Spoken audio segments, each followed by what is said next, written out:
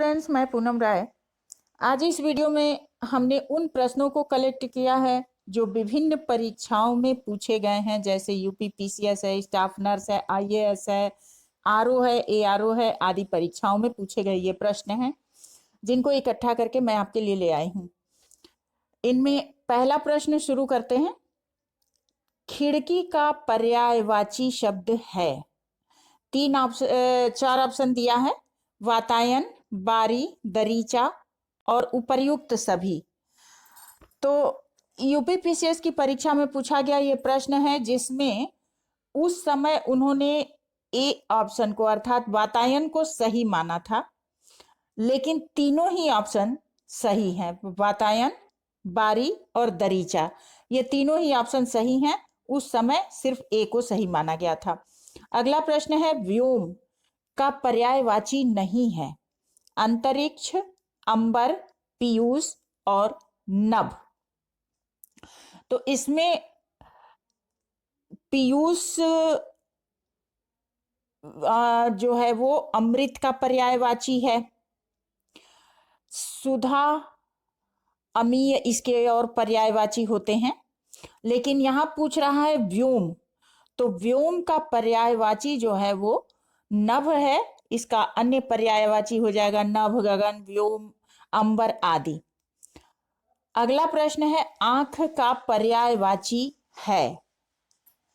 आंख का पर्यायवाची है, ऑप्शन दिया है अजा, अक्षी, चंचला और ईसु। इसमें अजा का अर्थ तो बकरी हो जाता है,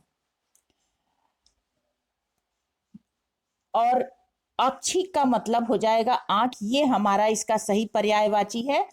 आंख के अन्य पर्यायवाची होते हैं चक्षु, लोचन, नयन, नेत्र, दृग, अंबक आदि। अजा मतलब बकरी हो जाता है, चंचला लक्ष्मी को भी कहते हैं, और ईशु मतलब बाण होता है। तो हमारा सही ऑप्शन बी हो जाएगा। अगला प्रश्न है, रुधिर का पर्यायवाची है।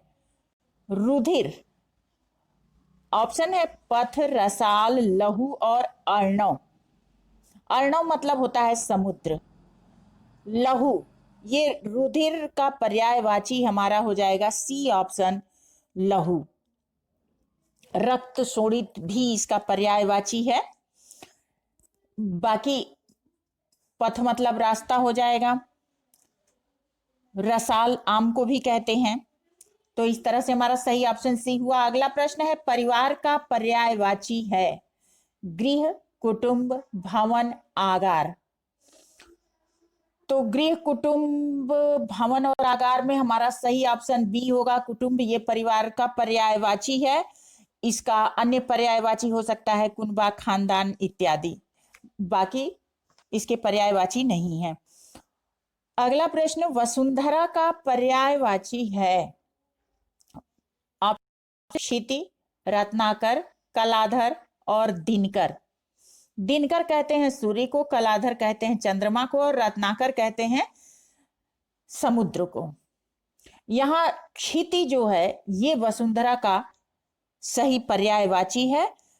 इसका अन्य पर्यायवाची हो सकता है अवनी, उर्वी, पृथ्वी, धरा, वसुंधरा इत्यादि। अगला प्रश्न है, बादल का पर्यायवाची नहीं है। ऑप्शन है तोयद, पयोधर, नीरद और तोयधि। तो नीर, तोय, जल ये पानी के पर्यायवाची हैं, और इसमें जब हम द लगा देते हैं तो वो बादल का पर्यायवाची होता है।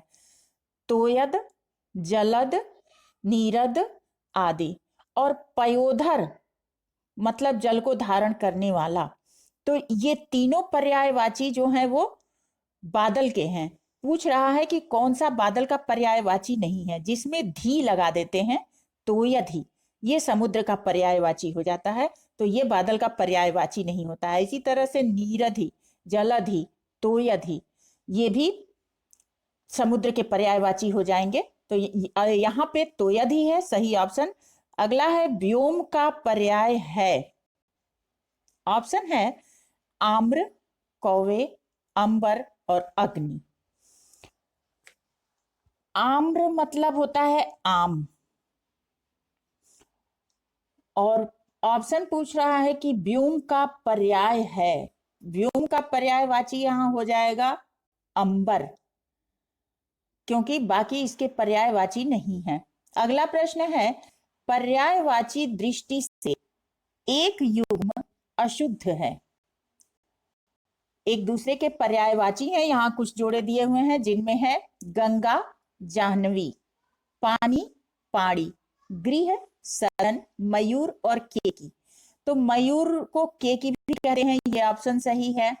गृह सदन भी सही है। गंगा और जाह्नवी, गंगा को जाह्नवी भी कहते हैं, ये भी ऑप्शन सही है। लेकिन जो हमारा बी ऑप्शन है, पानी और पाड़ी, पाड़ी मतलब हाथ होता है, तो ये ऑप्शन हमारा जो है वो अशुद्ध है। अगला है, अधोलिखित में एक पर्यायवाची युग्म गलत है। जो नीचे दिए हुए जोड़े हैं इनमें एक युग्म पर्यायवाची जो है वो गलत है। कौन सा? पुरंदर, अमरपति, सरोवर, पुष्कर, जलधि, अम्बुद, फड़ी और उरग। फड़ी और उरग ये सांप को कहते हैं। जलधि और अम्बुद, ये जलधि का अर्थ होता है समुद्र और अम्बुद मतलब होता है बादल। तो हमारा ये ऑप्शन जो है ये सही है, सी वाला ऑप्शन हमारा सही हुआ, क्योंकि पुरंदर और अमरपति ये इंद्र को कहते हैं, सरोवर, सी ऑप्शन हमारा सही है। अगला प्रश्न लेते हैं, निम्नलिखित में विशेषण विशेष्य की दृष्टि से एक युग्म गलत है। कौन सा?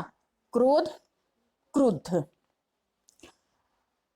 आसक्ति, आसक्त, आकर्षण, अनाकर्षण। इसमें विशेषण और विशेष्य की दृष्टि से तो क्रोध और क्रुद्ध ये सही है। आसक्ति और आसक्त ये भी सही है। आकर्षण और आकृष्ट ये भी विशेषण विशेष्य है। लेकिन जो हमारा डी वाला ऑप्शन है, ईर्ष्या और उपेक्षा, ये दोनों अलग है, ये सही नहीं है, सही युग्म नहीं है। अगला प्रश्न है, निम्न शब्दों में विशेष्य है श्वेत, जीर्ण, गरीब और किताब। तो इसमें विशेष्य क्या होगा? विशेष्य होता क्या है? वाक्य में जिसकी विशेषता बताई जाए वो विशेष्य होता है, और जिन शब्दों द्वारा विशेषता बताई जाए वो विशेषण होता है। तो यहाँ में जो चार शब्द दिए हुए हैं इनमें किताब की विशेषता बताई जा सकती है। किताब श्वेत भी हो सकती है, किताब जीर्ण भी हो सकती है। तो किताब जो शब्द है हमारा वो क्या है? विशेष्य, सही ऑप्शन डी। अगला प्रश्न है, निम्न में कौन सा शब्द विशेषण है? उपार्जन, उपनिवेश, चक्षु और घरेलू। तो घर से बना हुआ घरेलू, वो वस्तु जो घर में बनी हुई हो, ये हमारी विशेषता बता रहा है, यानी विशेषण शब्द है। तो डी वाला ऑप्शन हमारा सही है। अगला प्रश्न है, एक विशेषण शब्द नहीं है लजीला, लाडला, लांछन और लापता। इसमें कौन सा शब्द विशेषण नहीं है?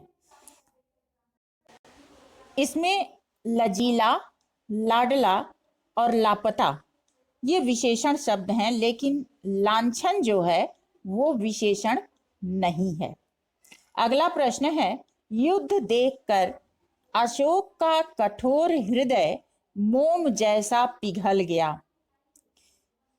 इसमें विशेष्य क्या है? तो जैसा कि हमने बताया, विशेष्य जिसकी विशेषता बताई जाए, तो इसमें विशेषता किसकी बताई जा रही है? हृदय की, कि वो मोम की तरह पिघल गया। हृदय कठोर था और मोम की तरह पिघल गया। तो इसमें पूछ रहा है कि विशेष्य क्या है, तो हमारा विशेष्य हो जाएगा हृदय, यानी सी ऑप्शन हमारा सही हो जाएगा। अगला प्रश्न है, निम्नलिखित शब्दों में एक विशेषण नहीं है, कौन सा? श्रव्य, सर्व, भव्य और गर्व। तो इसमें जब हम देखते हैं तो गर्व जो है वो विशेषण नहीं है, क्योंकि गर्व अहंकार ये जो है ये भाववाचक संज्ञा है, इसका विशेषण हो जाएगा गर्वीला। तो ये सी ऑप्शन हमारा सही है। इंद्रिय का विशेषण शब्द है, इंद्रिय का विशेषण शब्द है कौन सा? इंद्रिय, इंद्रिक, ऐन्द्री या ऐन्द्रिय। तो इंद्रिय का विशेषण शब्द हो जाएगा ऐन्द्रिय, इंद्रियों के द्वारा जिसको पहचाना जा सके। अगला प्रश्न है, एक वाक्य में विशेषण का प्रयोग नहीं है। यहाँ 4 वाक्य दिए हुए हैं जिनमें से कह रहा है कि एक वाक्य में विशेषण का प्रयोग नहीं है, तो वो वाक्य कौन सा है? इसमें ऑप्शन है, वह विद्यार्थी है, वह लड़का विद्यार्थी है, वह प्रबुद्ध विद्यार्थी है, वह परिश्रमी भी है। हमें ये देखना है कि विशेषण किसकी विशेषता बताता है, संज्ञा या सर्वनाम की। इसमें जो वह है यहां सर्वनाम के रूप में आया है, वह विद्यार्थी है, संज्ञा के स्थान पर, वो कोई भी है, एक पर्सन है, वो सर्वनाम के स्थान पर आया है, वह विद्यार्थी है। अगला वाक्य है, वह लड़का विद्यार्थी है, मतलब कि लड़का संज्ञा है और इससे पहले वह आकर सार्वनामिक विशेषण है। यहाँ वह प्रबुद्ध विद्यार्थी है, मतलब कि यहाँ भी प्रबुद्ध के आगे वह आया है, तो ये भी विशेषण है। और वह परिश्रमी भी है, तो परिश्रमी विशेषण है। और ए वाला वाक्य जो है वह विद्यार्थी है, इसमें विशेषण का प्रयोग नहीं है। हमारा सही ऑप्शन यही होगा। अगला प्रश्न है, भक्त की पुकार सुनकर भक्त वत्सल भगवान दयार्द्र हो उठे। वाक्य में विशेष्यों की दृष्टि से कौन सा युग्म शुद्ध है? इसमें विशेषण विशेष्य शब्द निकाला हुआ है और हमें बताना है कि कौन सा विशेषण विशेष्य शुद्ध होगा। भक्त और भगवान, करुण और दयाद, भक्त वत्सल तथा भगवान और पुकार तथा भगवान। तो इसमें हमारा जो सही ऑप्शन होगा वो होगा पुकार। किससे की जाएगी? भगवान से। तो डी वाला ऑप्शन हमारा सही है। अगला प्रश्न है, भोले बालक ने क्रूर डाकू के कठोर हृदय में कोमल भावना जगा दी। प्रश्न है, इसमें कितने विशेष्य हैं? विशेष्य जिनकी विशेषता बताई जा रही है 4, 3, 2 और 6। तो विशेषण संज्ञा से पहले आके बताता है विशेषता को, और विशेष्य पूछ रहा है। तो बालक संज्ञा है और इसकी विशेषता भोला बालक, तो एक विशेष्य हो गया। क्रूर डाकू, कैसा डाकू? क्रूर, तो डाकू विशेष्य हो गया। कठोर हृदय, हृदय की विशेषता हृदय हो गया। और कोमल भावना, भावना भाववाचक संज्ञा है। तो इस प्रकार ये 4 संज्ञा हमें दिखाई दे रही है, बालक, डाकू, हृदय और भावना। ये चारों ही विशेष्य हैं, तो हमारा ए ऑप्शन सही हो जा रहा है। ये जो विशेष्य है 4 हैं। अगला प्रश्न है, निम्न में से एक विशेषण शब्द नहीं है। वरदान, वरद, वरदायक और वरणीय। इसमें हमारा वरदान ये विशेषण नहीं है। वरदान दिया जाता है, वरदायक, वर देने योग्य, बाकी 3 जो है वो विशेषण है, लेकिन जो ए ऑप्शन है वरदान वो विशेषण नहीं है। अगला प्रश्न है, निम्नलिखित में एक विशेषण शब्द है लाघव, महत, लघुता और महत। इसमें जो हमारा सही ऑप्शन है विशेषण पूछ रहा है, तो बाकी तीन भाववाचक संज्ञा है, लेकिन महत जो है ये हमारा विशेषण शब्द है। अगला प्रश्न है, बच्चा शब्द का तत्सम रूप होता है। यहां देखिए प्रश्न उल्टा दे दिया है, बच्चा शब्द को यहां होना चाहिए था और जो इसका सही ऑप्शन होगा, वैसे बच्चा का सही जो उत्तर होगा वो होगा सी, वत्स। ये तत्सम रूप होगा, क्योंकि बालक, बाल और बच्चे ये तो तद्भव रूप है। सही ऑप्शन सी होगा, तत्सम रूप है। निम्नलिखित में तद्भव शब्द है। तद्भव अग्नि, पुष्प, शलाका और 14। तो इसमें हमारा ऑप्शन होगा डी, 14, क्योंकि पुष्प, अग्नि और शलाका ये तीनों जो हैं तत्सम शब्द हैं। शलाका मतलब सलाई, अग्नि मतलब आग, पुष्प मतलब फूल। अगला प्रश्न है, निम्नलिखित में तत्सम की दृष्टि से शुद्ध शब्द है। ऑप्शन दिया हुआ है उरहन, बुराई, झगड़ा और उपालंब।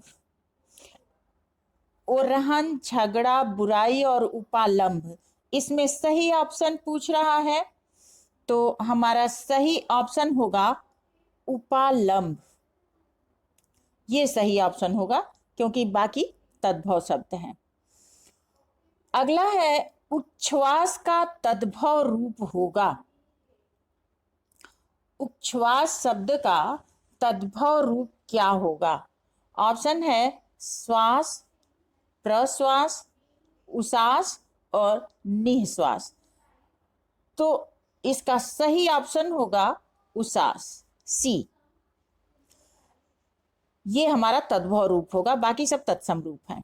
निम्नलिखित में तत्सम का सही, तत्सम तद्भव, देखिए यहां सेम लिखा हुआ है, तत्सम तद्भव का सही युग्म है लोहार, लोहकार, लक्ष्य, लाख, मिष्ट, मीठा और अर्घट और रहट। इसमें जो सही जोड़ा होगा वो कौन सा होगा? इसमें हमारा जो सही ऑप्शन है वो है सी, तत्सम तद्भव का सही युग्म मिष्ठ, लक्ष्य, क्योंकि अर्घट और रहट ये तत्सम तद्भव के सही रूप हैं। बाकी में लोहकार दिया है तो ये लौहकार होना चाहिए। लक्ष्य दिया है तो यहाँ लक्ष्य ये क्षत्रिय छ वाला होना चाहिए। और मिष्ठ दिया है तो यहाँ मूर्धन्य। ये तीनों शब्द अशुद्ध हैं और ये सी वाला ऑप्शन है अर्घट और रहट, ये जोड़ा सही है। अगला प्रश्न है, वर्तिका शब्द का तद्भव रूप क्या होगा? वर्तिका ऑप्शन है मातृका, लतिका, कृतिका और बत्ती। तो ये सही ऑप्शन हमारा वर्तिका का होगा, बत्ती, डी। अगला प्रश्न है, गोत्र शब्द का तद्भव रूप क्या होगा? गोत, वंश, खानदान और गोद। गोत्र का तद्भव रूप, तो गोत्र का तद्भव रूप गोत होता है। ये ए वाला ऑप्शन हमारा सही हो जाएगा। अगला प्रश्न है, सिंघाड़ा का तत्सम रूप है श्रृंगाटक, सुघट, शिंगाड़ा और श्रृंग।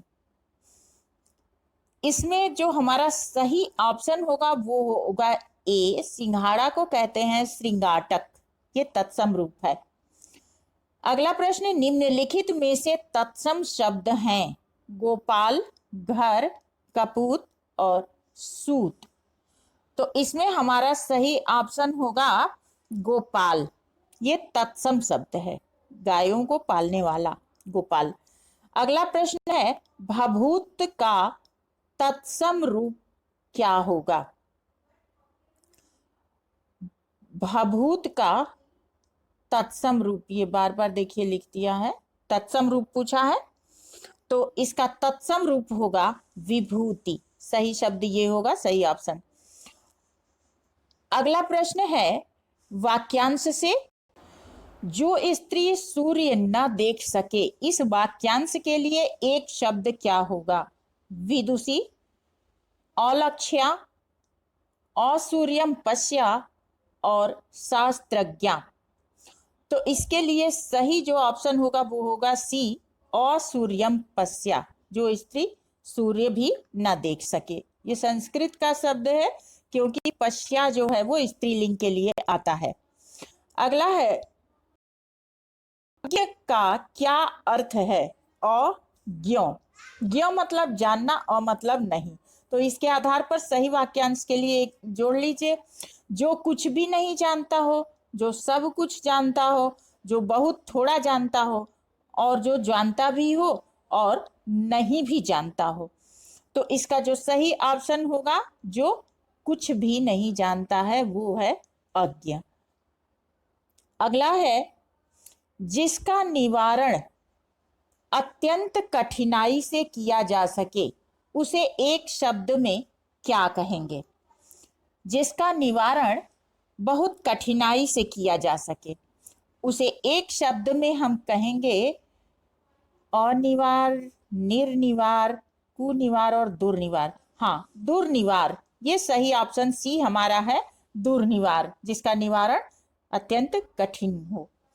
अगला प्रश्न है कान के नीचे लटकता हुआ जो कोमल भाग होता है, उसके लिए एक शब्द क्या होगा? कर्णफूल, कर्णाभरण, कर्णपाली और कर्ण। कर्ण मतलब कान होता है, कर्णाभरण मतलब कान का आभूषण होता है, कर्णफूल मतलब कान में पहना जाने वाला एक प्रकार का आभूषण। तो कान के नीचे लटकता हुआ जो हमारा भाग होता है कोमल, उसको हम कहते हैं कर्णपाली। ये सही ऑप्शन हो जाएगा। अगला प्रश्न है अनेक शब्दों के लिए जो पान करने योग्य नहीं है, इस वाक्यांश के लिए एक शब्द क्या होगा? जो पान करने योग्य अर्थात पीने योग्य नहीं है। तो यहां अपथ्य, अभक्ष्य, अगम्य, जहां कठिनाई से जाया जा सके, और अपथ्य जो पीने योग्य ना हो, अभक्ष्य जो खाने योग्य ना हो, और जो पान करने योग्य ना हो। डी ऑप्शन हमारा सही होगा, अपेय।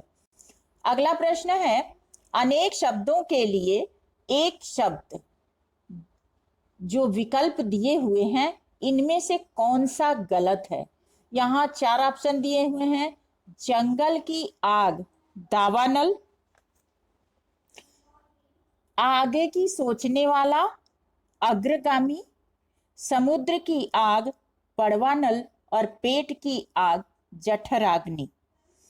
इसमें पूछ रहा है कि कौन सा गलत ऑप्शन है। तो आगे की सोचने वाला अग्रसूची होता है, अग्रगामी आगे चलने वाला होता है, और बी ऑप्शन जो है आगे की सोचने वाला, ये हमारा गलत ऑप्शन है। बाकी जो है वो सही विकल्प है। अगला प्रश्न है जो बहुत बोलता है उसके लिए एक शब्द क्या होगा? जो बहुत बोलता है, वक्ता, प्रवक्ता, प्रखर और वाचाल।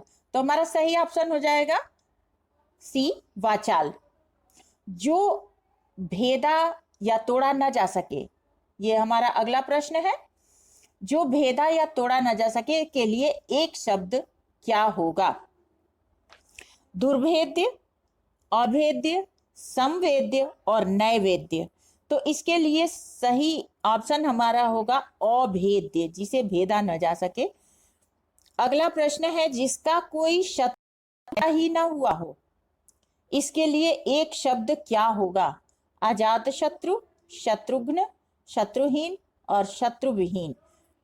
शत्रुविहीन शत्रु से रहित हो, शत्रुघ्न शत्रुओं का नाश करने वाला, शत्रुहीन जो अपने शत्रुओं को नष्ट कर चुका हो, लेकिन अजात शत्रु जिसका जन्म से ही कोई शत्रु न हो, कोई पैदा ही ना हुआ हो। तो ये ए ऑप्शन हमारा सही है। अगला प्रश्न है अपना मंतव्य साधने वाला। इसके लिए एक शब्द क्या होगा? अपना मंतव्य साधने वाला ऑप्शन है परमार्थी, धर्मार्थी, स्वार्थी और सत्यार्थी। तो यहां तो स्पष्ट है, परमार्थी दूसरे की भलाई चाहने वाला, धर्मार्थी धर्म कार्यों में रुचि लेने वाला और सत्य के लिए रुचि लेने वाला। लेकिन यहाँ सी ऑप्शन जो है स्वार्थी, वो सिर्फ अपना मंतव्य साधने वाला, सी ऑप्शन सही है। अगला प्रश्न हम देखते हैं। ये प्रश्न हमारा है वर्तनी शुद्धि से संबंधित। निम्न में अशुद्ध वर्तनी वाला शब्द कौन सा है? निस्संदेह, निसंकोच, उज्जवल और महत्व। हाँ, ये अशुद्ध है, देखिए की दृष्टि से, बाकी सब शुद्ध है। अगला शब्द है अशुद्ध वर्तनी वाला शब्द ढूंढना है, जिसमें है दधीचि, निवृत्ति, याज्ञवल्क्य और घनिष्ठ। तो इसमें हमारा जो अशुद्ध वर्तनी वाला शब्द है वो है डी, घनिष्ठ होता है, ठ होता है, ट नहीं होता। तो अगला प्रश्न देखते हैं। निम्न में शुद्ध वर्तनी वाला शब्द ढूंढना है। वहां अशुद्ध वर्तनी ढूंढना था, इसमें शुद्ध वर्तनी देना है। उपलक्ष्य, कुशासन, प्रशंसा और दीपिका। तो दीपिका में देखिए मात्राओं की अशुद्धियां हैं। कुशासन दूसरे स की जगह दंते स होना चाहिए था, यहां भी अशुद्धि है। और उपलक्ष्य होता है शुद्ध शब्द में। तो ये तीनों गलत है और सही ऑप्शन हमारा जो है वो शुद्ध वर्तनी वाला प्रशंसा, ये सही है। अगला प्रश्न है निम्नलिखित में से कौन सा शब्द शुद्ध है? भस्म, भीष्म, फल्गुण और मृण्मय। तो ये मृण्मय, फल्गुण और भस्म ये तीनों ही गलत है। सी ऑप्शन हमारा भीष्म, ये सही है। अगला प्रश्न है निम्न में कौन सा वर्तनी की दृष्टि से गलत है? पांचवी, बांस, गांधी और आंख। गलत वर्तनी वाला पूछ रहा है। तो देखिए यहाँ पांचवी भी गलत है, क्योंकि पांचवी में व में अनुस्वार होना चाहिए और यहाँ आंख में अनुनासिक होना चाहिए। तो ये दो शब्द यहाँ हमारे गलत दिख रहे हैं। हालांकि बताना एक ही था, लेकिन यहाँ दोनों शब्दों में अशुद्धियां हैं। ध्यान देने योग्य बात है, कभी कभी ऐसा हो जाता है। वर्तनी की दृष्टि से शुद्ध शब्द है कौन सा? अनुग्रहित, अनुगृहित, अधिगृहित और अनुगृहित। इसमें जो सही ऑप्शन है हमारा अनुगृहित, ये शब्द सही है, बाकी में त्रुटियां हैं। अगला प्रश्न है अशुद्ध वर्तनी वाला शब्द है शोचनीय, ज्योत्सना, भास्कर और वांग्मय। इसमें वर्तनी की अशुद्धि बतानी है। तो ये हमारा भास्कर जो है ये अशुद्ध है, क्योंकि यहाँ पे दंत स आधा करके लगना चाहिए था, बाकी सब शुद्ध है। अगला प्रश्न है वर्तनी। इसमें हमारा ऑप्शन है अंतर्धान, यशस्वी, आध्यात्म और अधीन। तो इसमें अशुद्ध वर्तनी वाले हमको दो शब्द दिखाई दे रहे हैं, यशस्वी होना चाहिए और अध्यात्म होना चाहिए। बी और सी ऑप्शन अशुद्ध है। वाक्य में देखना है हमें, निम्न में शुद्ध वाक्य चुनना है। वाक्य का ऑप्शन है चार दीवारी के पार एक सुंदर इमारत है, इसमें द में बड़ी की मात्रा होनी चाहिए, यह वाक्य अशुद्ध है। उपरोक्त वाक्य का संज्ञान लें, ये भी उपर्युक्त होना चाहिए या उपर्युक्त वाक्य का संज्ञान लें, ये गलत है। शिक्षणेतर कर्मचारी आज शाम को एकत्रित होंगे।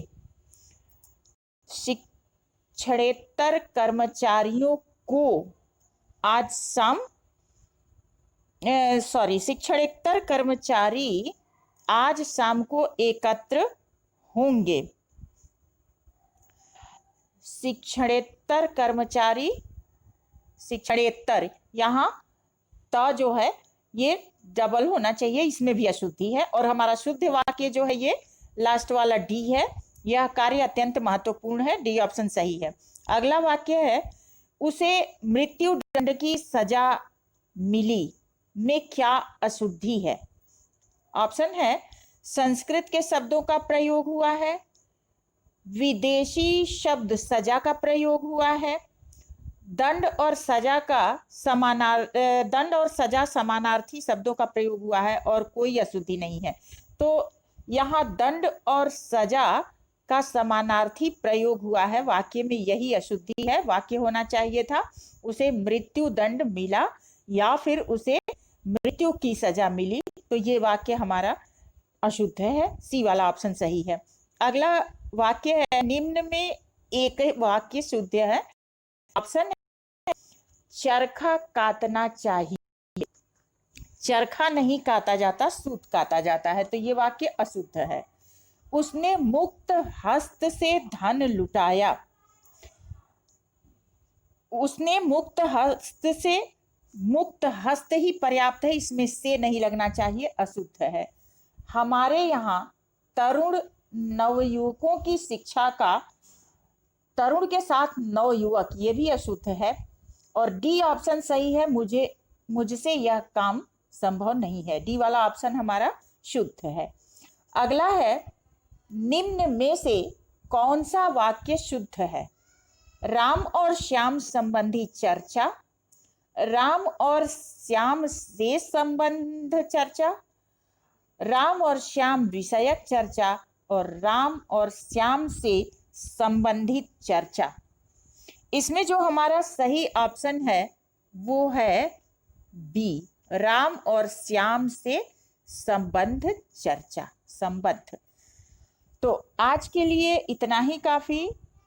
अगले वीडियो में फिर कुछ ऐसे ही चुनिंदा प्रश्नों के साथ उपस्थित होंगे। तब तक के लिए धन्यवाद।